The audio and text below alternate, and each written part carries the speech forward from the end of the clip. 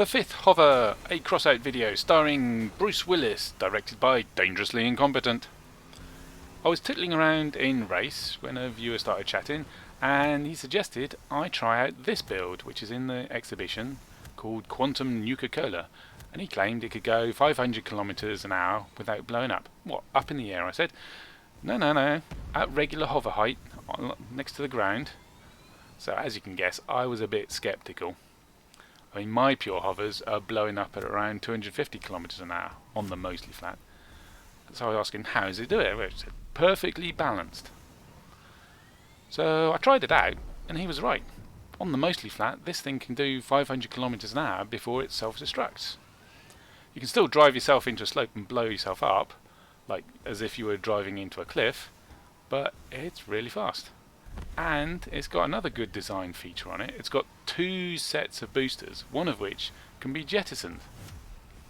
So now when I'm in first, I can boost with the first set until that runs out, then I jettison it, and then I can boost with the second set, which is more effective because there's less mass for it to accelerate. Effectively, I can boost in first without regaining any booster fuel for more than 2 laps. Talk about, building hard, racing easy. This build on this map against this opposition, I'm playing easy mode. I can't be proud about that win. It was really easy. So I call again on Targem to give an additional prize for the first place wheeled vehicle, even if it was beaten by a hover in the actual race. That way, wheeled vehicles aren't competing against hover vehicles, even if they're in the same race.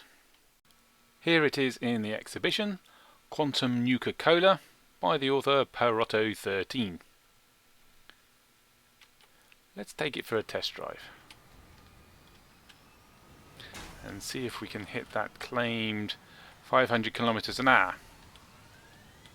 Well, there you go, didn't blow up until we hit a cliff.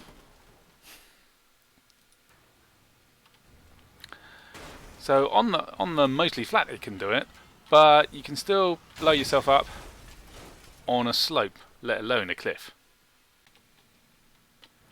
How does it achieve this feat of 500 kilometers an hour on the mostly flat?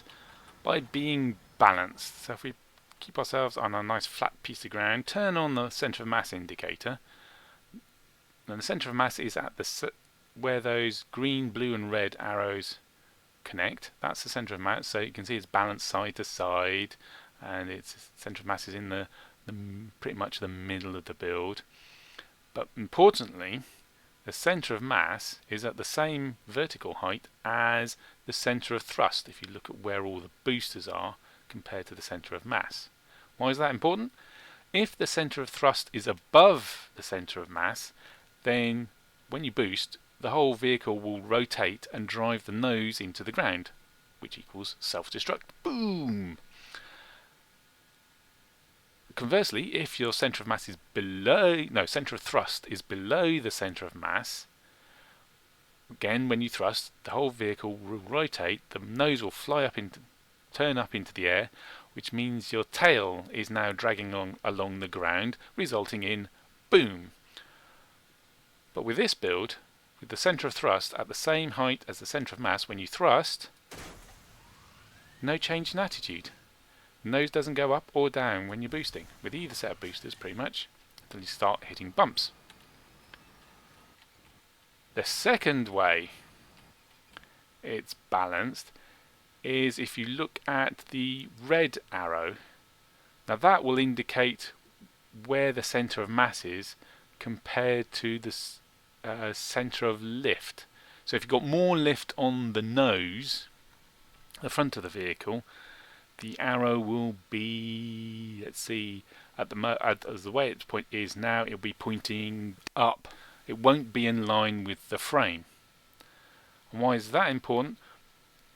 With the center of lift at the same place as the center of mass, when you boost, you just boost along the level. If your nose was getting more lift, when you boost straight up into the air. And if the nose was a bit lower, if it was nose down in its attitude, when you boost, you're boosting yourself into the ground. Boom. and it's doing neither of that. It's just boosting along the level, which is a pretty fine achievement. And that's with all the boosters.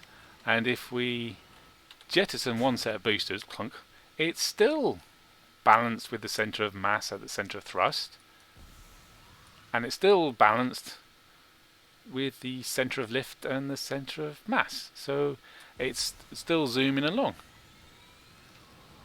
and none of its parts are getting closer to the ground than they need to be.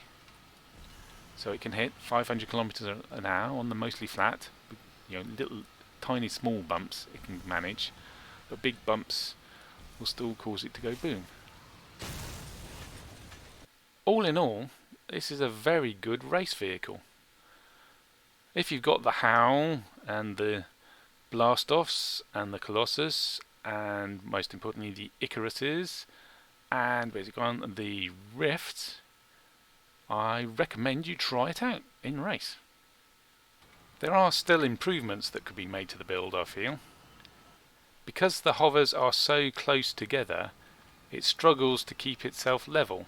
The slightest bump or a boost or something, and you can see the whole build is rocking side to side, which means one side is closer to the ground than it needs to be, which increases the chances of you going boom when you're going fast.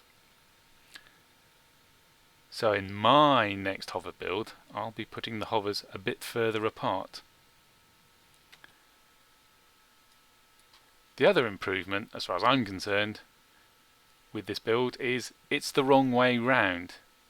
The boosters are pointing that way, its nose is at this side of the garage, whereas all my sideways big vehicles I've orientated so that the nose is at this side of the garage, which means that the key bindings, as far as I'm concerned, are all wrong, and they're not the ones I've memorized. So I need to rebuild this, but facing this way, so I can use the key bindings that I've memorized. Apologies to any of you who are hoping to see Bruce reprise his role as a Special Forces cum taxi driver, but Mr. Willis's appearance fee was way beyond my budget for this video. If you've got any questions or comments, you should head on over to Twitter, where you can find me, Dangerously Incompetent, and ask me there. Link in the description below. That's it for this video. See you on the starting grid.